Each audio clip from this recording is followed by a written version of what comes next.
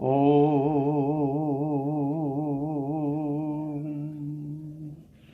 गुरुर्ब्रह्मा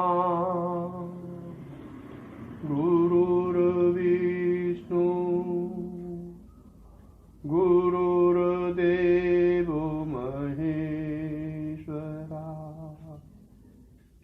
गुरु साक्षात् परब्रह्म तस्मै श्री गुरुवे नमः। नित्यं शुद्ध निराभासं निराकारं निरञ्जनं नित्यबोध चिदानन्दं गुरुर्ब्रह्म नमामि। यस्य पाद प्रभाध्यस्ता प्रपञ्चो भाति भासुरा तमहं सद्गुरु वन्दे पूर्णानन्दचिदात्मकम् पूर्णानन्दचिदात्मकम् पूर्णानन्दचिदात्मकम्। ॐ भगवत स्वरूप सद्गुरुदेव के श्री चरण कमलों में प्रणाम करते हुए विवेक चूड़ामणि पर आगे का प्रवचन जो कि 349वें श्लोक से शुरू होगा और उसका मुख्य जो विषय है आज का वो है अधिष्ठान निरूपण। अधिष्ठान माने ब्रह्म, ब्रह्म ही सबका अधिष्ठान है, उनका निरूपण किया जा रहा है। 349वें श्लोक से शुरू है। एतत्त्रितयं दृष्टं सम्यग् रज्जु स्वरूप विज्ञानात् तस्माद् वस्तु सत्तत्वं ज्ञातव्यं बन्धमुक्तये विदुषा। रज्जु मने रस्सी, रज्जु के स्वरूप का मतलब रस्सी के स्वरूप का यथार्थ ज्ञान होते ही ये तीनों एक साथ निवृत्त हो जाते हैं।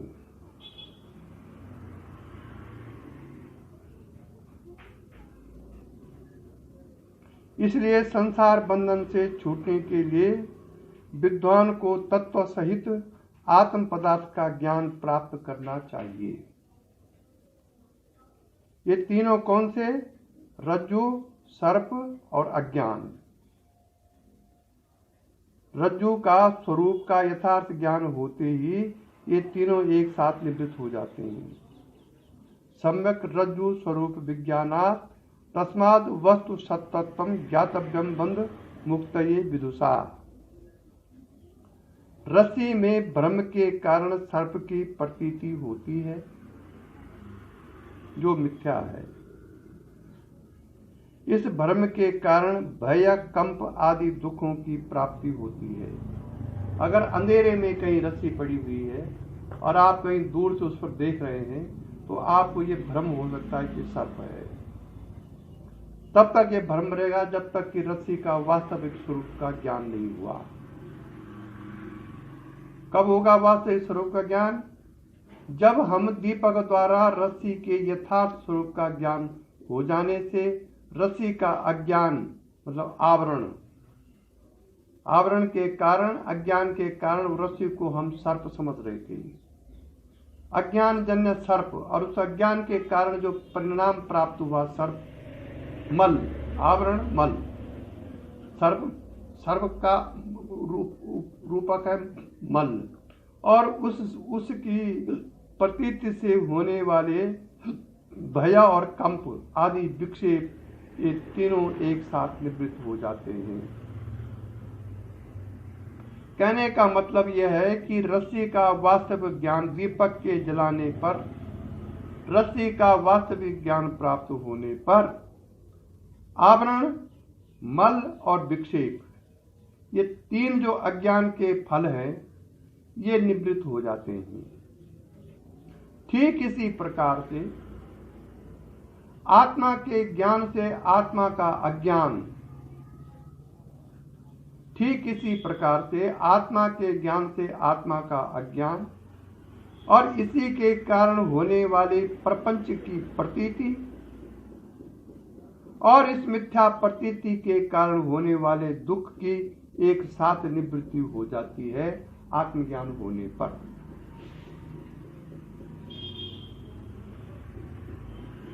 इसलिए संसार बंधन से छूटने का एकमात्र उपाय आत्मज्ञान की प्राप्ति ही है। श्रीमन्नारायण। अयोग्नि योगादिव सत्समन्वयान मात्रादि रूपेण विजृंभते धी तत्कार्यमेत द्वितीयं यतो मृखा दृष्टं ब्रह्म स्वप्न मनोरथेषु। सृष्टि में नाना प्रकार के पदार्थ दिखाई देते हैं। अग्नि के संयोग से जैसे लोहा, कुदाल आदि नाना प्रकार के रूपों को धारण करता है। अग्नि के संयोग से जैसे लोहा, कुदाल आदि नाना प्रकारों का रूप धारण करता है, उसी प्रकार आत्मा के संयोग से बुद्धि नाना प्रकार के विषयों, शब्द, स्पर्श, रूप, रस, गंध आदि में प्रकाशित होती है। यह द्वैत प्रपंच बुद्धि का ही कार्य है, इसलिए मिथ्या है, क्योंकि ब्रह्म, स्वप्न और मनोरथ के समय इसकी प्रतीति का मिथ्यात्व स्पष्ट देखा जाता है। लोहा का गोला है ना, या लोहे का जो टुकड़ा है, जब उसको हम अग्नि में तपाते हैं तो तभी हम कुदाल, कुल्हाड़ी, बसूला इत्यादि बना सकते हैं।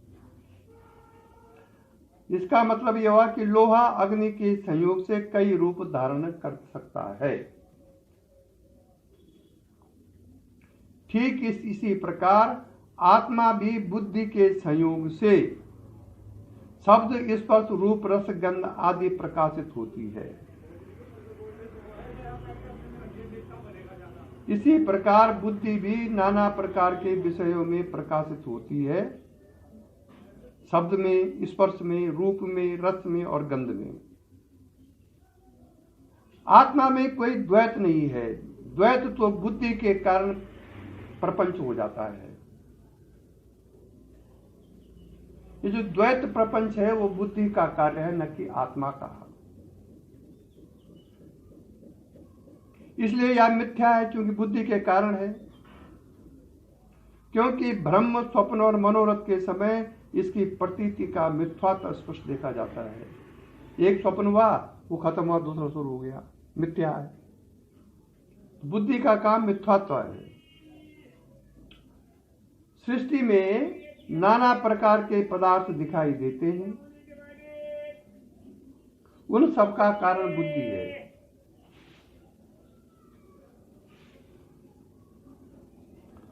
बुद्धि से ही भिन्नता की प्रतीति होती है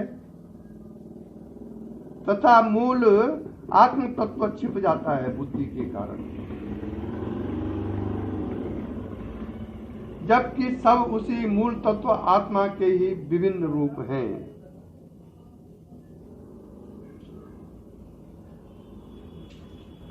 स्वर्ण से आभूषण बनते हैं, लोहे से विभिन्न प्रकार के औजार बनते हैं, जिनमें आत्मा रूपी अग्नि का संयोग आवश्यक है। किंतु बुद्धि केवल आभूषणों एवं औजारों की भिन्नता ही देखती है, इनका मूल प्रकृति तत्व से है तथा आत्मा के संयोग से निर्मित होते हैं, इसे वह नहीं देखती।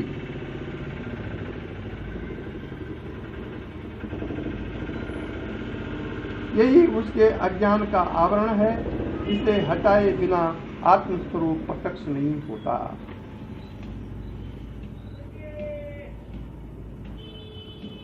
ततो विकारा प्रकृतिर अहम मुखा देहा वासना याश्च सर्वे क्षणे न्यथा भावित तया हमेशाम सत्वात्म आत्मा तु कदापि न्यथा। प्रकृति के कारण ही बुद्धि, अहंकार, मन एवं शरीर आदि की रचना होती है, जो निरंतर बदलते रहते हैं।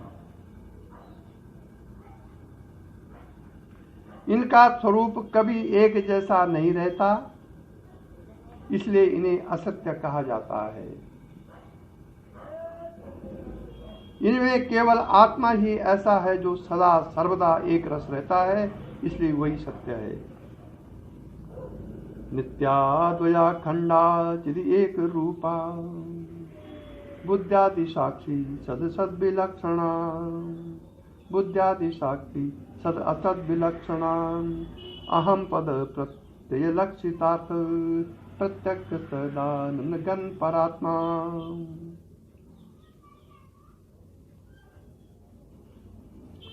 जिसे हम मैं कहते हैं वह जड़ प्रकृति एवं उससे निर्मित पदार्थ नहीं है, बल्कि वह चैतन्य तत्व आत्मा ही मैं का वास्तविक स्वरूप है।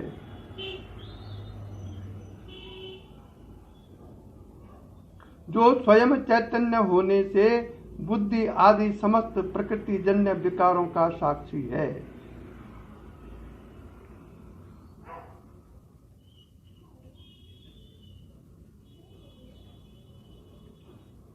जड़ किसी का साक्षी नहीं हो सकता। वह चैतन्य आत्मा ही नित्य आनंद घन परमात्मा ही है, जो अद्वितीय है।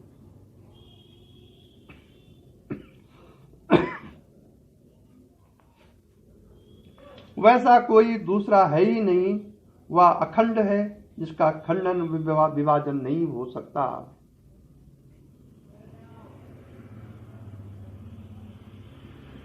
उसके दो रूप नहीं हो सकते।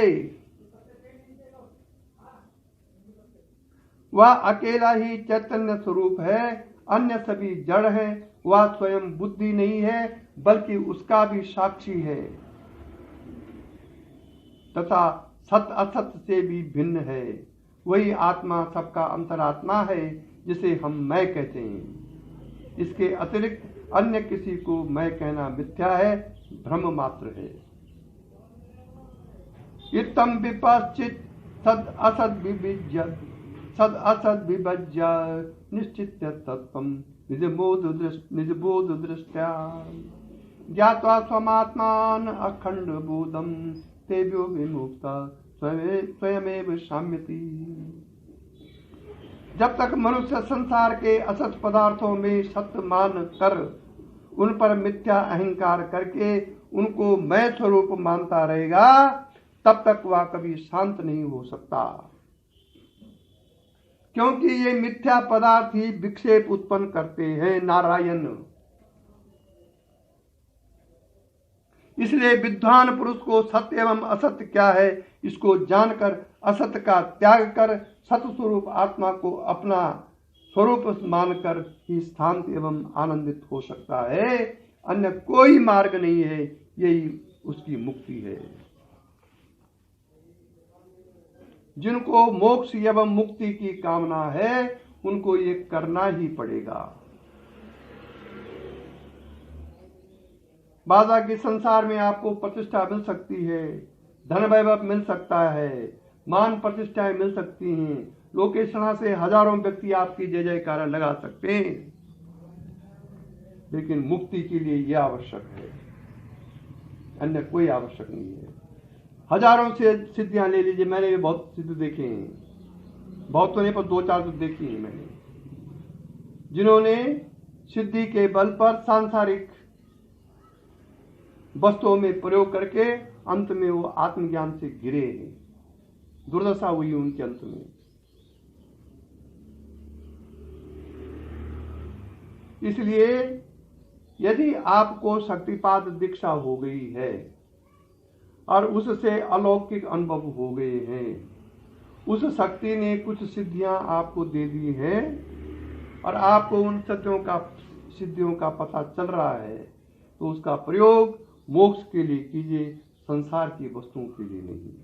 हाँ, शक्ति अपने आप कर दे वो अलग तथ्य है, उसका दोष आप पर नहीं है।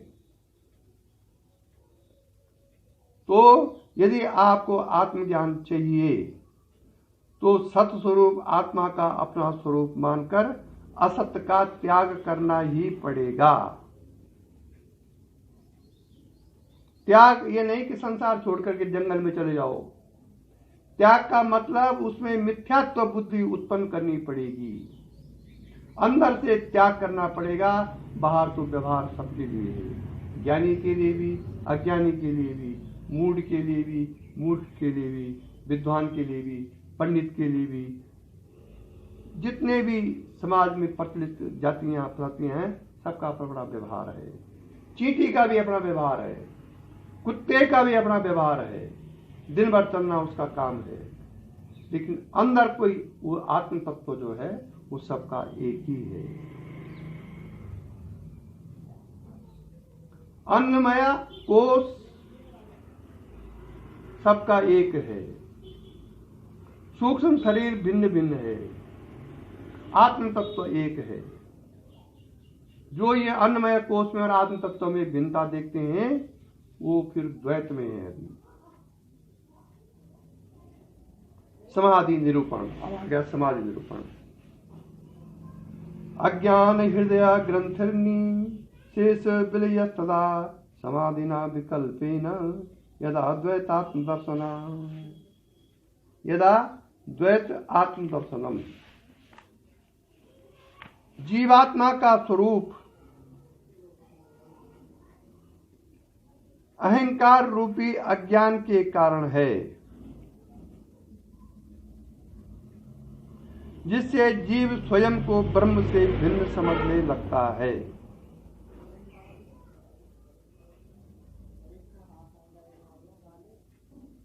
इस ग्रंथि का छेदन तभी संभव है जब निर्विकल्प समाधि में आत्मा का प्रत्यक्ष अनुभव हो जाए, जिससे जीव आत्मा एवं ब्रह्म की एकता का ज्ञान प्रत्यक्ष हो जाता है। यही अद्वैत की स्थिति है, जिससे सारी भिन्नता मिट जाती है जो अज्ञान के कारण थी।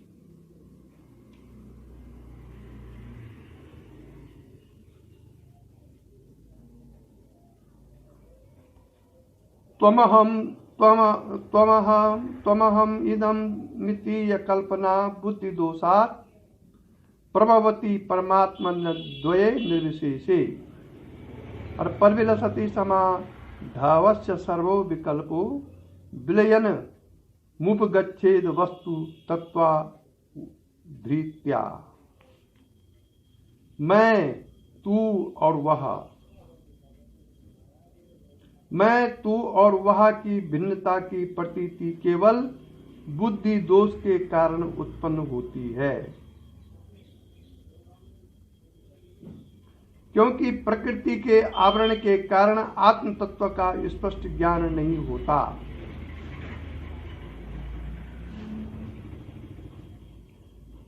जब योगी समाधि में जाता है तो सर्वप्रथम ये तीनों विकल्प बाधा रूप में उसके सामने आते हैं।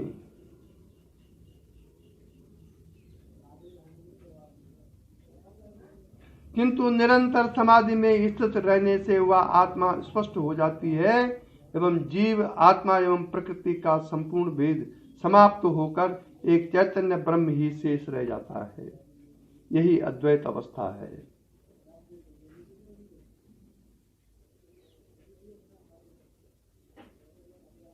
अन्य सभी उसी में लीन हो जाते हैं।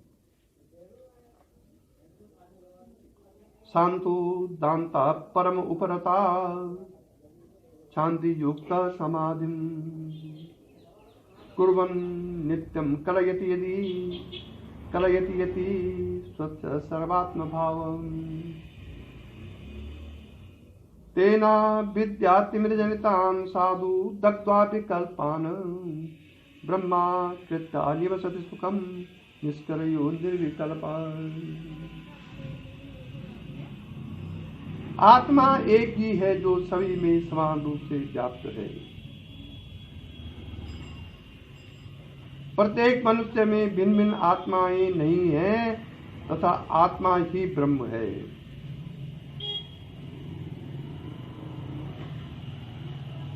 इसकी अनुभूति योगी को समाधि अवस्था में होती है तथा इसका निरंतर अभ्यास करते रहने से यह भावना दृढ़ हो जाती है।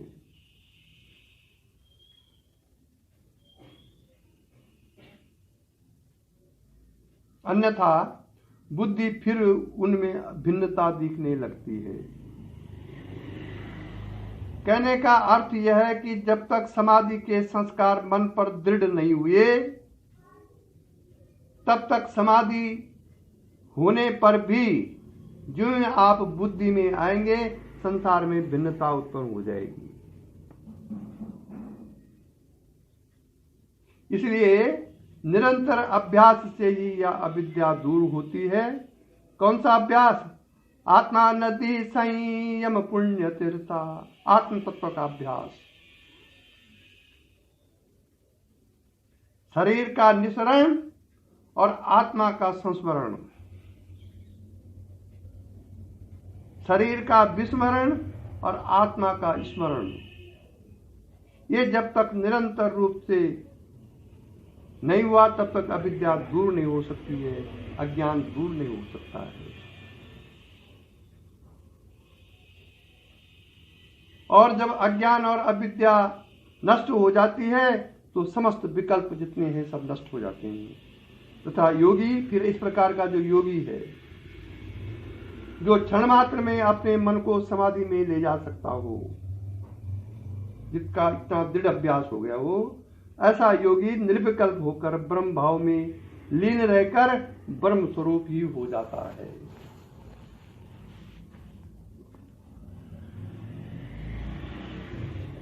समाहिताये प्रविलाप्य बाह्यं श्रोतादि चेता स्वमहं चिदात्मनि त एव मुक्ता बपास बंध ज्ञाने तु परोक्ष कथा विदायिना।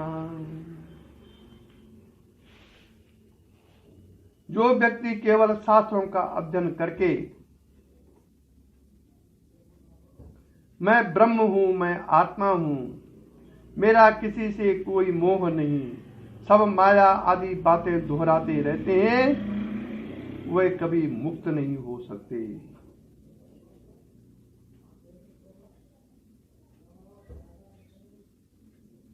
कुशला अप्रोक्षानुभूति लिखा हुआ है, कुशला ब्रह्म वार्तायाम वृत्तिहीन सुरागिना। ज्ञान की तो बड़ी बड़ी बातें करते हैं लेकिन वृत्ति वो नहीं है जैसा वो करते हैं बात।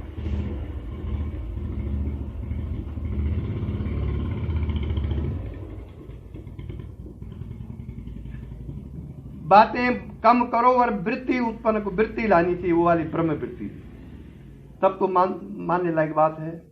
केवल मुंह से ज्ञान करना कि मुझे तो सभी शास्त्रों का ज्ञान है, मुझे सब कुछ आता है, मैं ब्रह्म हूं, मैं आत्मा हूं, केवल इस प्रकार का बखारना और उस प्रकार की वृत्ति होने में बहुत फर्क है। जिसकी वृत्ति ऐसी होगी वो वाणी से क्यों बोलेगा? अगर वो वाणी से बोला तो कहीं ना कहीं छल कपट कर रहा है वो, क्योंकि उपनिषद कहता है कि जो ये कहता है कि मैंने ब्रह्म को जान लिया, इसका मतलब उसने नहीं जाना।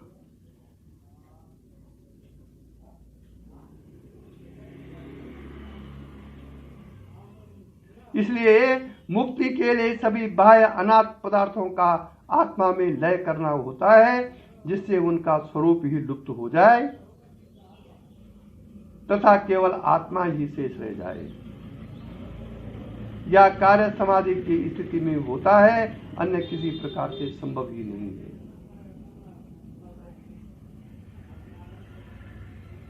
हाँ, जिसको ज्ञान हो गया है एक बार आत्मा का, उसके लिए समाधि फिर कुछ नहीं है। वो तो ज्ञान में, ध्यान में कहाँ है वो? समाधि होगी ध्यान वाले को, ज्ञानी को तो सहज समाधि होती है। वो तो जहां जहां दृष्टि डालेगा वहीं उसको सामने आत्मा उपस्थित हो जाएगी। दृष्टि बाहर की और फल अंदर की दृष्टि का। उपाधि भेदा स्वयमेव विद्यते च उपाद्य पूहे स्वयमेव केवला तस्माद् उपादेर्विलयाय विद्वान् वसेत् सदा कल्प समाधि निष्ठया।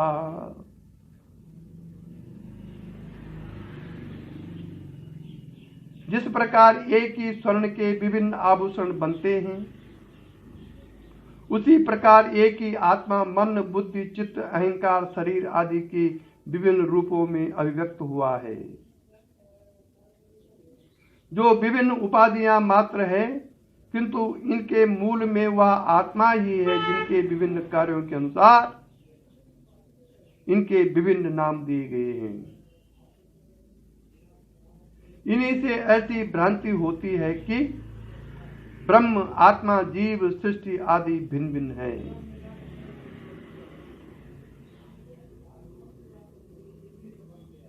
जब समाधि अवस्था में इन सबका लय हो जाता है तो केवल वही एक आत्म तत्व शेष रह जाता है, जो इनका सबका कारण है एवं वही सत्य तत्व है।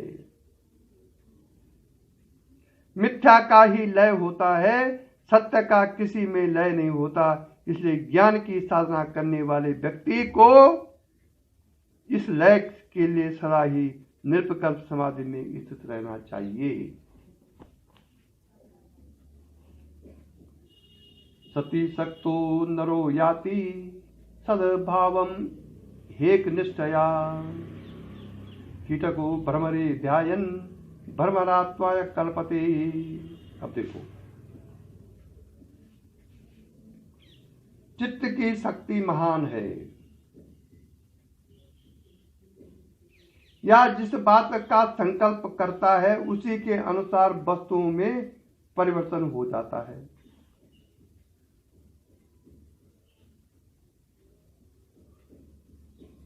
या संपूर्ण सृष्टि उसी समस्त चित्त की कल्पना का परिणाम है।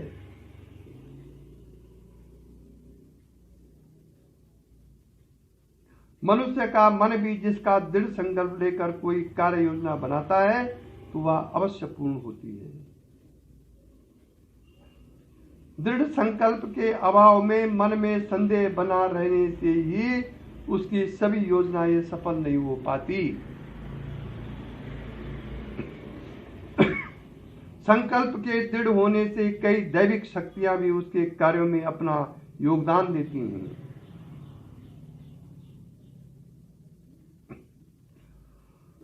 जिससे सफलता निश्चित हो जाती है।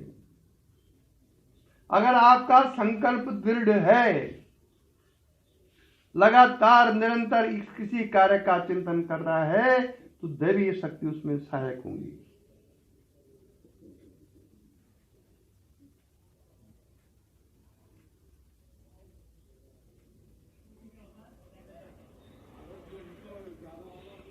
प्रकृति अपना सारा कार्य संकल्प शक्ति के अनुसार ही करती है।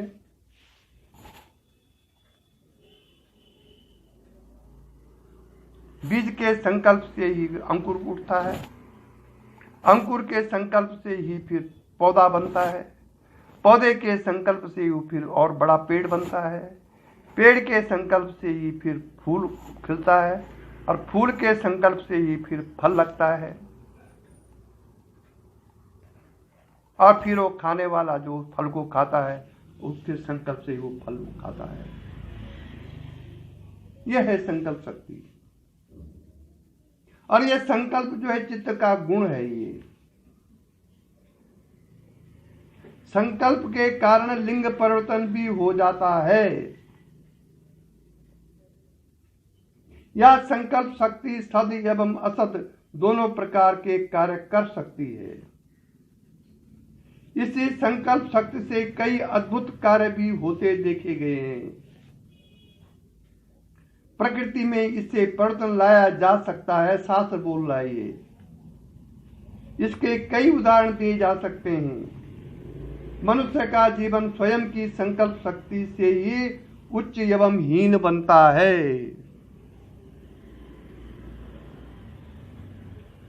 जैसी उसकी धारणा एवं संकल्प होता है वैसा ही उसका जीवन बन जाता है।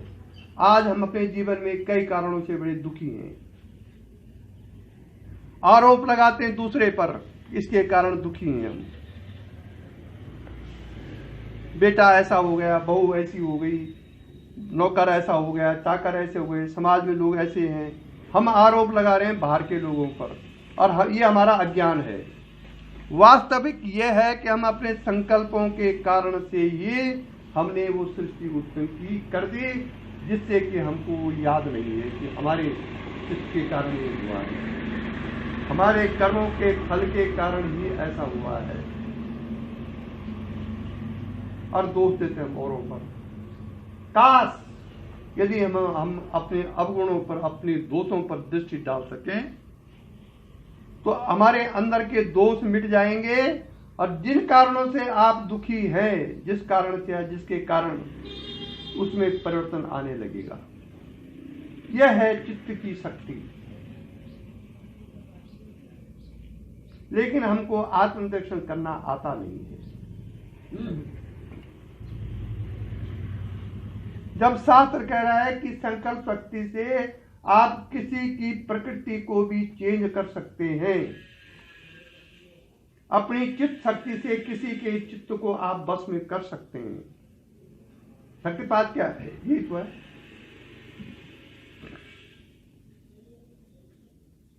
पातंजलि योग दर्शन बोलता है, योग दर्शन बोलता है, वशिष्ठ दर्शन बोलता है कि ज्ञानी अपने चित्त से ही कई चित्तों का निर्माण कर सकता है। ये ज्ञानी की दशा है। अज्ञानी जो शरीर से जो कर्म करता है, ज्ञानी अपनी संकल्प शक्ति से कर सकता है। चित्त में धारण कर लेगा, कोई आदमी उसका काम कर लेगा। लेकिन हमारी जो दौड़ है वो बाहर की तरफ है, चित्त की तरफ हमारी दौड़ नहीं है। भले हमको क्रियाएं हो रही, सब कुछ हो रहा है, बड़े भक्त हैं हम गुरुदेव की, हम अपनी भक्ति का गुणगान भी कर रहे हैं, लेकिन हम चित्त की तरफ नहीं सोच रहे कि हमारा चित्त क्या कर रहा है। क्षण क्षण से एक आधा क्षण से आधा क्षण में चित्त बदल रहा है। संकल्प विकल्प चल रहे हैं, लेकिन हमारा ध्यान उधर रही है, हमारा ध्यान बाहर है। यही कारण है कि हमारी चित्त शक्ति, संकल्प शक्ति बढ़ नहीं पाती है। इसलिए जैसी किसी व्यक्ति की धारणा एवं संकल्प होता है, वैसा ही उसका जीवन बन जाता है। समझता नहीं वो। सृष्टि का संचालन ईश्वरीय संकल्प के आधार पर ही होता है, यह आध्यात्मिक सत्य है। संकल्प को दृढ़ करने के लिए चित्त की एकाग्रता आवश्यक है। एकाग्रचित्त होकर बार बार जो संकल्प किया जाता है, उसकी क्रियान्विति मूर्त रूप में अवश्य हो जाती है।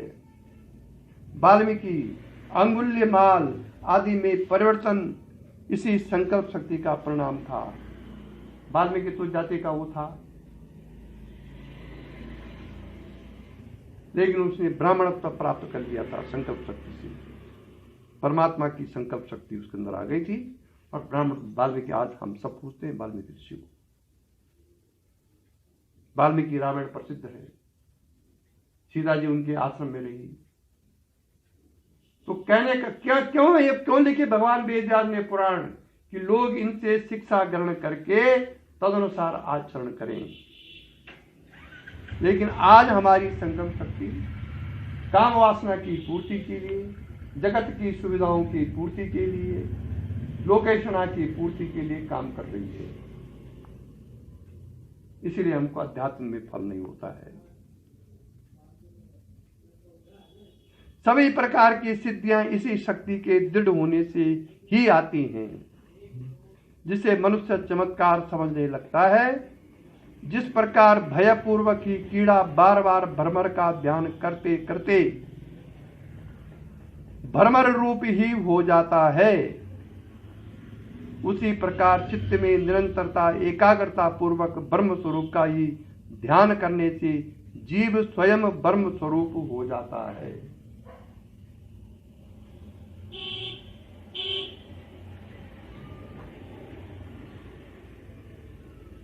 इसमें किसी प्रकार का संशय नहीं है। इसी संकल्प शक्ति से वस्तुओं में भौतिक परिवर्तन भी लाया जा सकता है। ये तो हमारे गुरुदेव भी कहते थे कि संकल्प शक्ति का परीक्षण आप कांच की गिलास पर करो। गिलास अपने सामने रखो और बार बार संकल्प करो ये फट जाए। अगर गिलास फट गए तो संकल्प शक्ति सिद्ध होगी उनको। मेरे एक गुरु भाई थे बसंत कुमार अपारा सर, देहांत हो गया उनका। वो टीवी देखते थे तो टीवी का जो आगे का पर्दा था वो फट जाता था। देखते ही जैसे वो टीवी ऑन करते थे, देखते थे टीवी पर, वो फट जाता था। इतनी प्रबल संकल्प शक्ति थी उनकी, लेकिन उन्होंने उसका दुरुपयोग किया फिर दीक्षा के बाद। अंत में उनको कोई रोग हुआ और वो खत्म हो गए। यह है शक्ति का दुरुपयोग का दुष्परिणाम।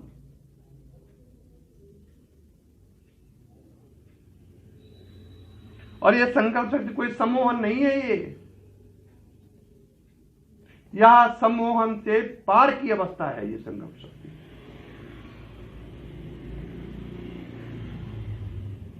क्रियांतरा शक्तिमापास्य कीटको ध्यायन् लिप्तं यदि भावमिच्छति तथैव योगी परमात्म तत्त्वं ध्यात्वा समायति तद एक निष्ठया।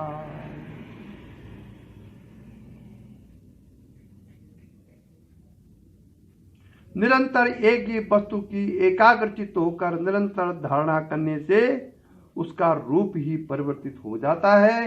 यह केंद्रित चित्त शक्ति का उदाहरण है। इसी शक्ति से कई प्रकार की बीमारियों पर इलाज संभव है। ये मेरा व्यक्तिगत अनुभव भी है। जब उस जमाने की बात थी,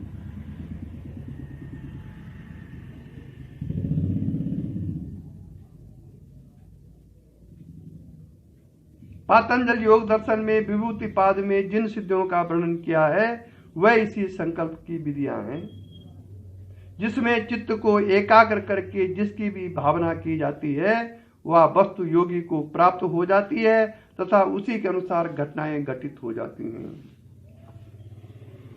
यह कोई दैवी कृपा नहीं बल्कि स्वयं की चित्त शक्ति के केंद्रित होने से प्राप्त हो जाती है।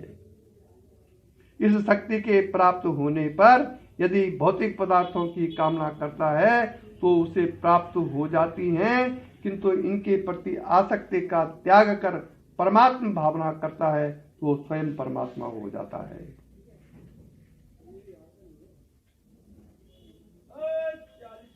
क्योंकि वह उसी का स्वरूप है। केवल भ्रमपथ अपने को जीव समझ लिया था जो दूर होकर ईश्वर रूप ही हो जाता है।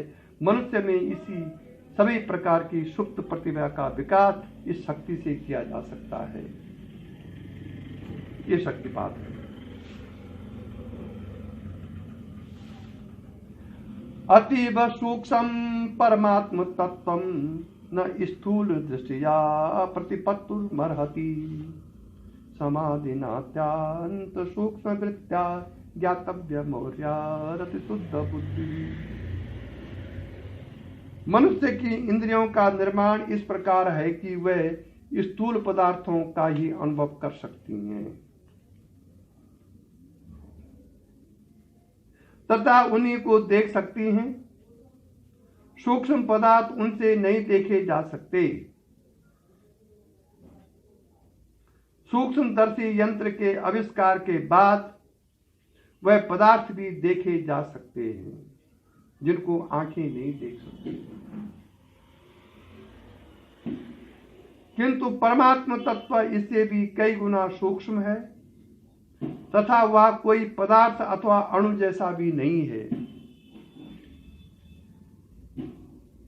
जिसे सूक्ष्मदर्शी से देखा जा सके अथवा उसे टेस्ट ट्यूब में बंद किया जा सके। इसे जानने की विधि केवल समाधि अवस्था है तथा उसमें भी निर्बल शुद्ध बुद्धि से ही जाना जा सकता है। समाधि भी हो गई और फिर बुद्धि जड़ में है तो आप उसको नहीं देख सकते हैं। अमूमन लोगों को जड़ समाधि होती, चेतना में समाधि नहीं होती लोगों को, इसलिए उनको समाधि के टूटने के बाद उनको संसार फिर संसार की दृष्टि संसार ही दिखाई देता है। और जिसको चेतन समाधि होगी उस समाधि के टूटने पर संसार में फिर संसार नहीं बल्कि चिन्मयता का प्रकाश दिखाई देगा।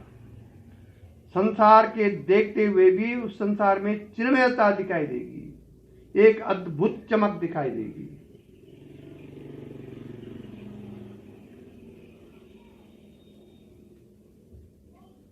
इसलिए समाधि के बाद निर्मल शुद्ध बुद्धि का होना आवश्यक है।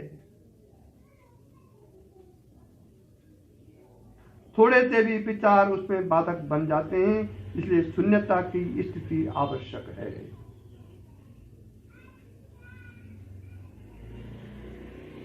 यथा सुवर्णा पटुपाक शोधितम त्यक्त्वा मलं स्वात्मगुणं संरक्षति तथा मनः सत् रजस्तमो मलं ध्यानेन संतज्य समेति तत्वम्। शुद्ध स्वर्ण के आभूषण नहीं बन सकते। शुद्ध स्वर्ण के आभूषण नहीं बन सकते।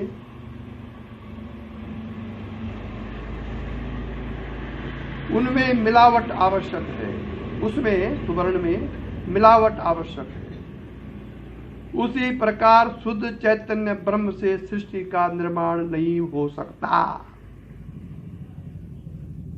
सृष्टि के निर्माण के लिए उसका प्रकृति से संयोग हुआ, जिसके सत्व रज एवं तम गुण मिलकर उसकी रचना करते हैं। जिस प्रकार आभूषणों को गला तपा कर उनका शोधन कर उसमें मिले हुए मल को अलग करके पुनः शुद्ध स्वर्ण प्राप्त किया जाता है, उसी प्रकार प्रकृति रूपी मल को दूर करने का कार्य मन द्वारा समाधि अवस्था में किया जाता है,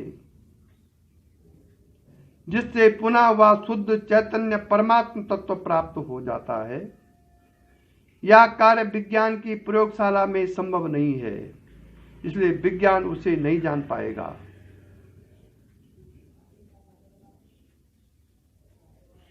इसकी प्रयोगशाला केवल समाधि अवस्था ही है तथा यह कार्य मन को ही करना पड़ेगा। विज्ञान की विधि यहां काम नहीं करेगी। अध्यात्म की विधि ही इसकी एकमात्र विधि है। परिष्कृति विज्ञान संभवतः इनका अभ्यास पदार्थ में पा सके, क्योंकि वह सर्वत्र है। परिष्कृति विज्ञान संभवतः इसका अभ्यास पदार्थ में भी पा सके, क्योंकि वह सर्वत्र है। वैज्ञानिक एकाग्र तो हो सकता है, इसलिए बड़े बड़े अनुसंधान करता है भौतिकता के, लेकिन वो एक अनुसंधान नहीं कर पाता है कि जो एकाग्रता है और उस एकाग्रता का फल जो भौतिक अनुसंधान हुआ वो परमात्मा की ही कृपा से है, इसका वो अनुसंधान नहीं करता है।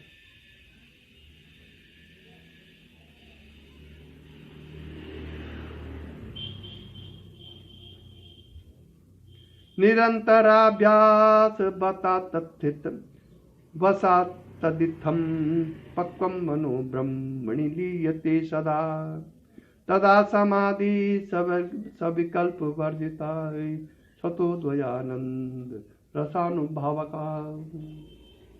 मन ही विकल्प खोता है, वह नए नए तर्क देकर निरंतर एक विषय से दूसरे विषय पर भटकता ही रहता है, कभी कहीं स्थिर नहीं होता। यही उसका स्वभाव है, इसलिए उसके लय हुए बिना निर्विकल्प समाधि कभी सिद्ध नहीं हो सकती।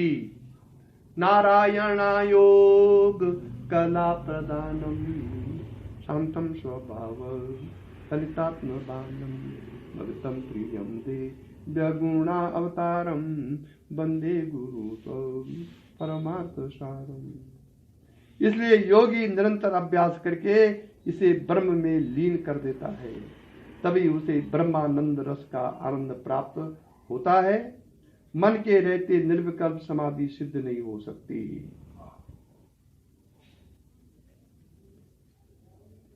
समाधिनानेन समस्त वासना, समाधिनानेन समस्त वासना जन्ते विनाशो अखिल कर्म नाश।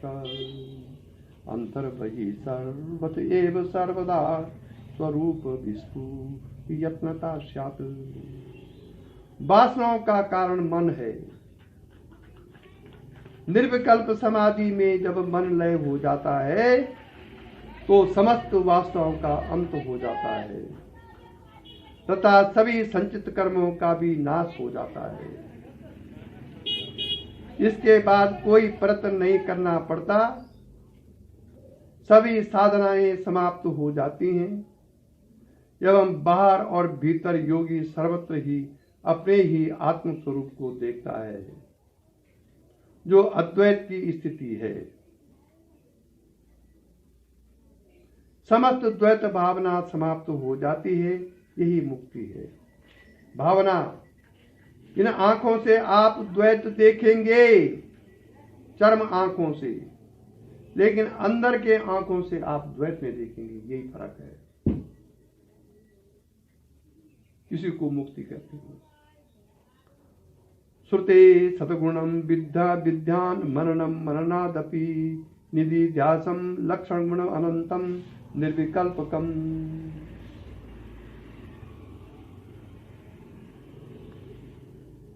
मुक्ति के लिए निर्विकल्प समाधि आवश्यक है,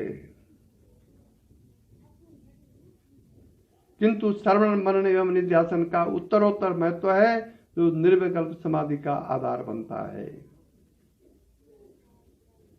निर्विकल्प समाधिना स्फुटम ब्रह्म तत्व अभिगम्यते ध्रुवम नानथा चरतया मनोगते प्रत्ययांतर विमृशितम भवेत। चित्त का स्वभाव ही चंचलता है।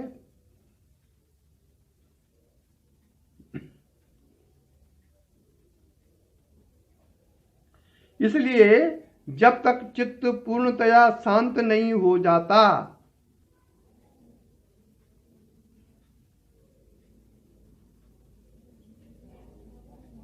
तब तक ब्रह्म तत्व का ज्ञान नहीं हो सकता। इसलिए ब्रह्म तत्व के ज्ञान के लिए, आत्म तत्व के ज्ञान के लिए चित्त का शांत होना आवश्यक है।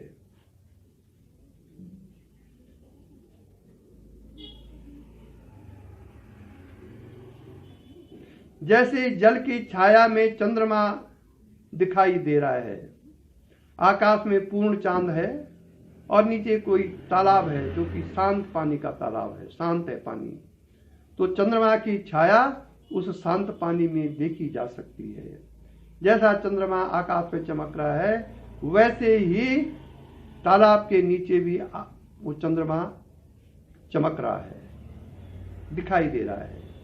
लेकिन जो ही तालाब में तरंगे उत्पन्न होती हैं हवा के कारण, तो प्रतिबिंबित जो चंद्रमा है वो भी हिलने लगता है, हिलता हुआ दिखाई देता है। लेकिन आकाश में जो चंद्रमा स्थित है उसमें कोई क्रिया नहीं होती है, वो वैसे का वैसा है। ठीक इसी प्रकार से चित्त की चंचलता में आत्मा का जो शुद्ध आत्मा है उसमें तो कोई फर्क नहीं पड़ेगा, लेकिन उसका जो प्रतिबिंब आपके चित्त में पड़ रहा है वो हिलता हुआ नजर आएगा। इसलिए विशुद्ध आत्मा का यदि दर्शन आपको करना है तो चित्त की शांत अवस्था चाहिए, और चित्त की शांत अवस्था आएगी निर्विकल्प समाधि के कारण।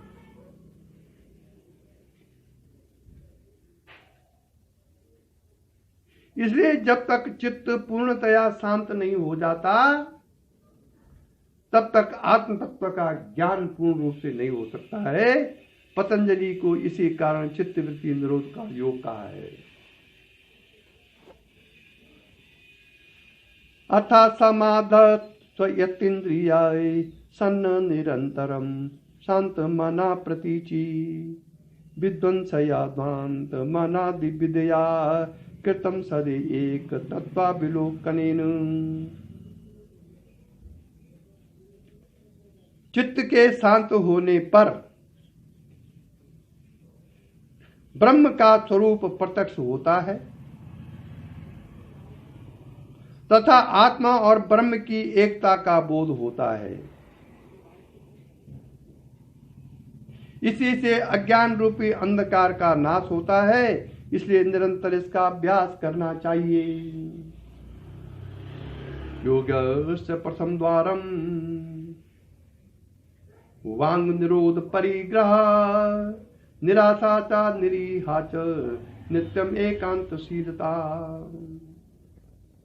वाणी को रोकना, द्रव्य का संग्रह न करना, लौकिक पदार्थों की आशा छोड़ना, कामनाओं का त्याग करना और नित्य एकांत में रहना, ये सब योग का प्रथम द्वार है।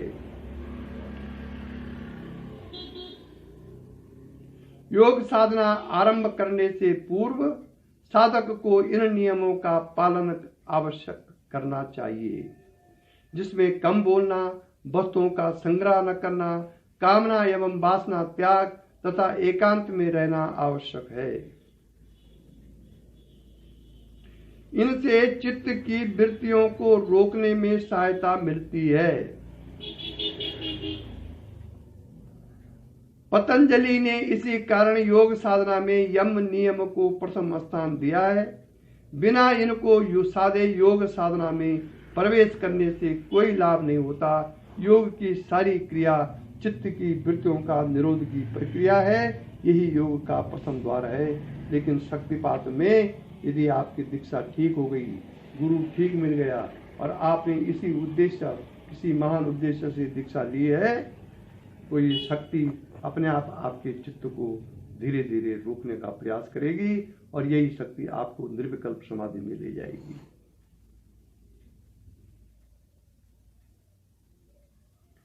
शक्तिपात में आपको करना नहीं पड़ेगा, वह होगा। अगर वास्तव में शक्तिपात दीक्षा हुई है तो एकांत स्थितिर इंद्रियो परमणि हेतुर्दमश्चते तथा संरोधे कारणम समेन विलयम यया अहम वासना तेनांतरसानुभूति चला ब्राह्मी सदा योगिनाय तस्मात् चित्त निरोध एव सततम कार्य प्रगत नो मुने।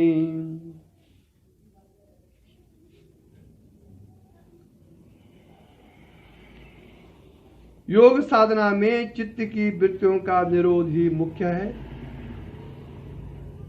इसका निरोध न होने से ही वासनाएं उठती हैं। वासना त्याग के लिए सर्वप्रथम इंद्रियों का दमन आवश्यक है, जिससे वे भोगों में प्रवृत्त न हों।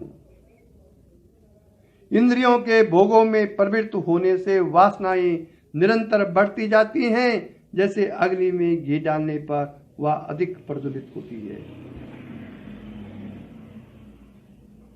इंद्रिय दमन के लिए एकांतवास आवश्यक है, जिससे वे भोगों की ओर न दौड़े। ये विधियां ही चित्त का निरोध कर सकती हैं, जिससे परमानंद का रस अनुभव होता है।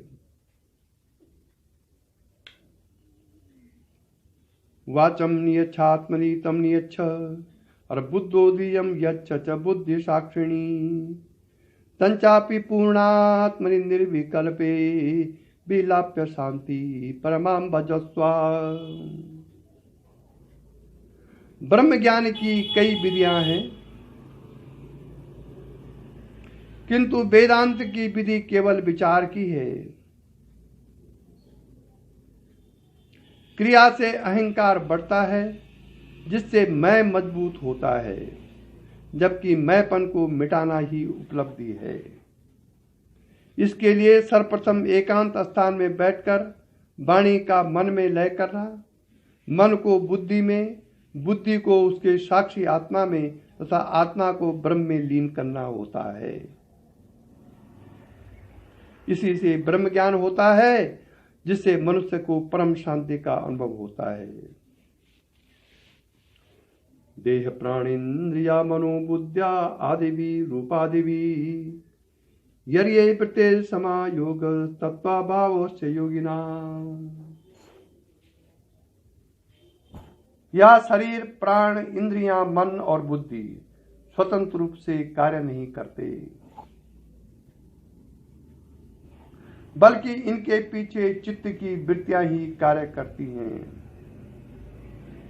यह केवल उपकरण मात्र है जो चित्त की वृत्तियों को क्रियान्वित करने के माध्यम है। जैसे चित्त की वृत्ति का उनके साथ संयोग होता है, वह वैसा ही कार्य करते हैं। इसलिए चित्त में यदि चोरी करने की वृत्ति उत्पन्न हो गई तो इंद्रियां फिर चोरी करने की ओर भागेंगी, और उसी वृत्ति को यदि आपने रोक दिया कि चोरी नहीं करनी चाहिए तो इंद्रियां भी उस तरफ नहीं जाएंगी।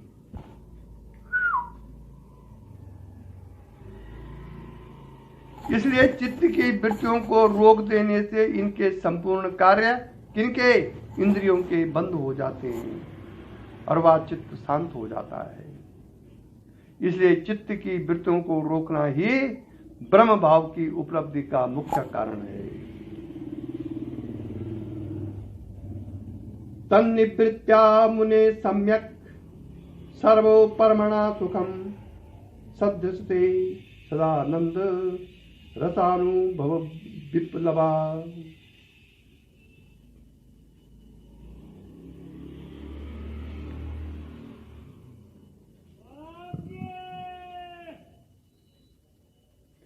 जब योगी का चित्त शरीर, मन, बुद्धि आदि उपाधियों से निवृत्त हो जाता है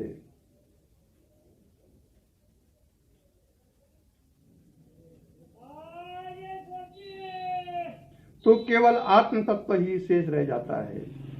इसी से उसकी समस्त वासना युक्त विचारों का अंत होकर वह केवल ब्रह्मानंद का रस भोग करता है। इसी के साथ आज का प्रवचन समाप्त हुआ। यही दिव्य दृष्टि हमें दीजिए भगवान, वो कण कण में निस दिन तुम्हारे ही दर्शन। लखों नित्य सर्वत्र मूर्ति तुम्हारी, सुनो जड़ जगत से एक कीर्ति तुम्हारी। यही दिव्य दृष्टि हमें दीजिए भगवान, वो कण कण में निस दिन तुम्हारे ही दर्शन। प्रलय हो ये संसार और सृष्टि सारी, न बिचले कभी बुद्धि निश्चल हमारी। यही दिव्य दृष्टि हमें दीजिए भगवान, वो कण कण में निस दिन तुम्हारे ही दर्शन। तेरी शुभ सत्ता बिना हे प्रभु मंगल मूल, पत्ता तक हिलता नहीं, खिलता नहीं है फूल। रोम रोम में तुम रमे फिर क्या रहा बिछो, लेकिन तुम मिलते नहीं एक ऐसा संयोग। ओम असतो मा सद्गमया, तमसो मा ज्योतिर्गमया, मृत्योर्मा अमृतं गमया। ओम शांति शांति शांति।